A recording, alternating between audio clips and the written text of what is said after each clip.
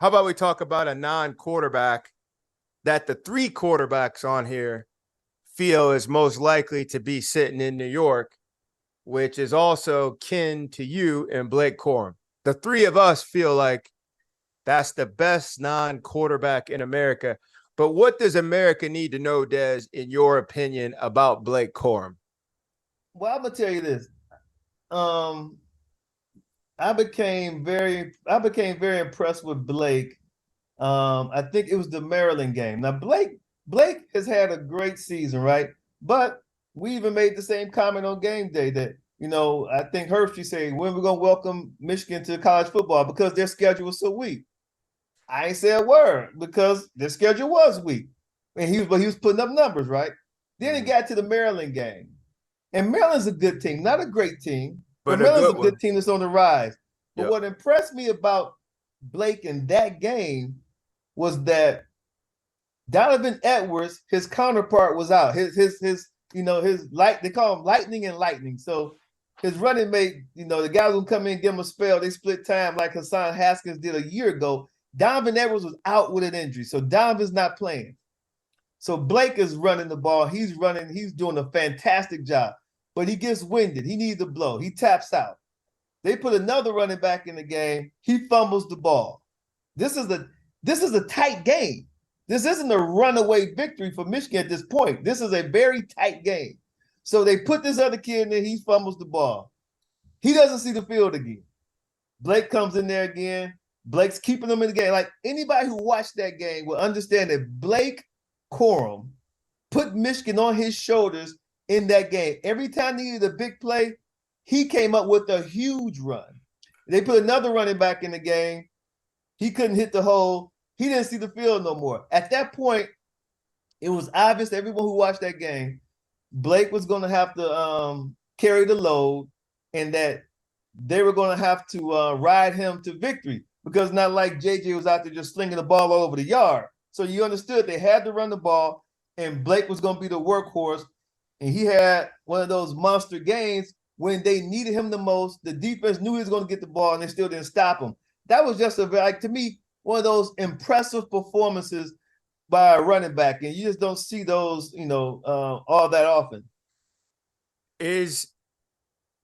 What's the last, and this is to anybody, what's the last championship caliber team led by a running back outside of the Alabama teams? And I'm not just talking ground game, but really in today's football that was led by a running back because he's clearing away.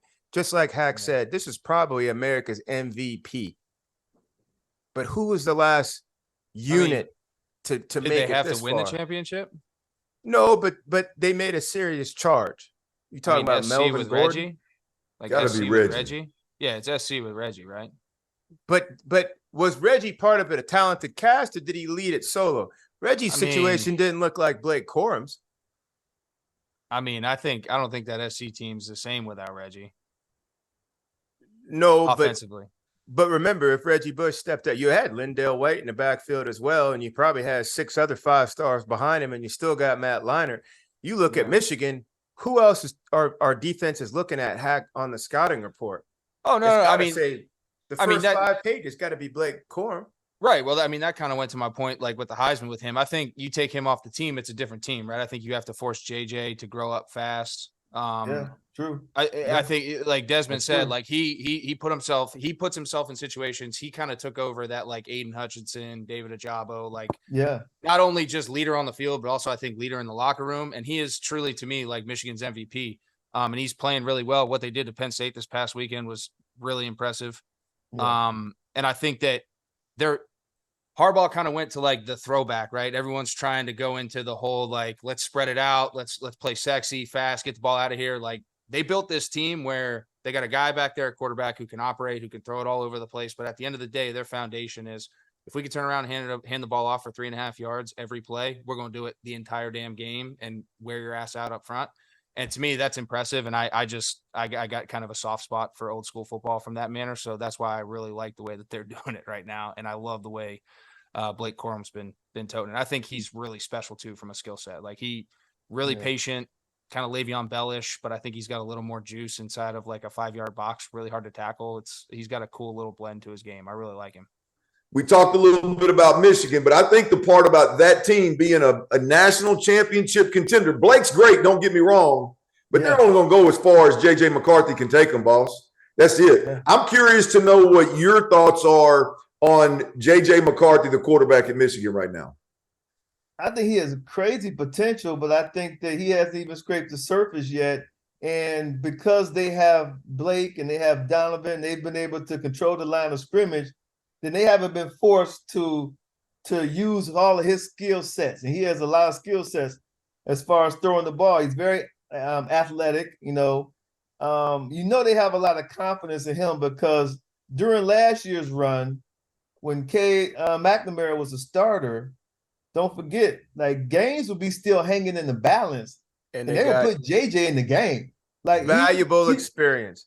Oh yeah, he didn't just do mop-up duty. Like, he got in games when games were far from being determined. So that shows you what type of confidence that they have in him and his abilities.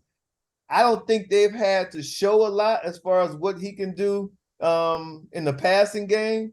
And I kind of wish that they would, because I do think they have some really good receivers that they need to utilize a lot more.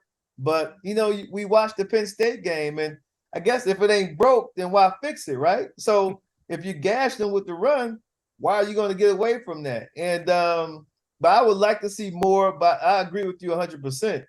They're not going to go as far as deep as, some people may think that they should go until they have to put the game on JJ's shoulders, and he has to really go out there and show that he can be the team with his arm. What is it with the Michigan skilled players? Since Harbaugh's there, the defense it's never really left premier status. You've had different quarterbacks come in, but he's been able to get the most out of whoever was the quarterback. And the backfield's always been strong. On the perimeter, where is your 6-foot burner with all kind of separation, or your big guys who can, like Clint said, go play the 50-50 game? Yeah.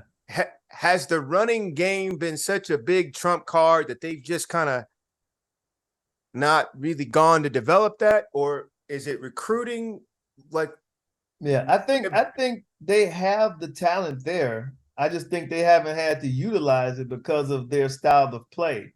I also think that I put to you like this, guys. Early in the season, at the beginning, before the season began, a lot of talk was who's going to start at quarterback for Michigan. That was all the talk, right? You would hear that every day on all these sports talk shows. Is it going to be Cade McNamara? Is it going to be JJ? Then we got into the season, and then Harbaugh said, you know what? I'm going to let one quarterback start this game. Then I'm going to let the other back start the second game, right? And then people all up in arms about that. My whole issue at that point wasn't with the quarterback. It was with the offensive coordinator. I always said I would much rather know who's going to be the offensive coordinator than who's going to be the quarterback. Because don't forget, they lost Josh Gaddis to Miami. Yep. And at that point, it's like, okay, who's going to call the plays? And that's been my major concern. That was my major concern coming to the game. And then during the Maryland game, where it seemed like they didn't have any continuity, they couldn't get in any sort of rhythm, that's when people started saying, well, damn, what's up with the play calling? You know what I mean? And it became an issue at that point because it's like a play caller duties. You know what I mean? He doesn't have like one play caller like he had last year with Josh Gaddis. So I think that's the thing that was an issue early. It seems like, maybe they got together in the Penn State game, but maybe they just controlled the line of scrimmage so well that they didn't really they didn't force the issue where you really had to see how deep they can go into the playbook and who's really calling the plays. So that's one thing that if I were you guys, I'd keep an eye on, like the play calling, because I just think that, Josh Gaddis was a hell of a play caller a year ago.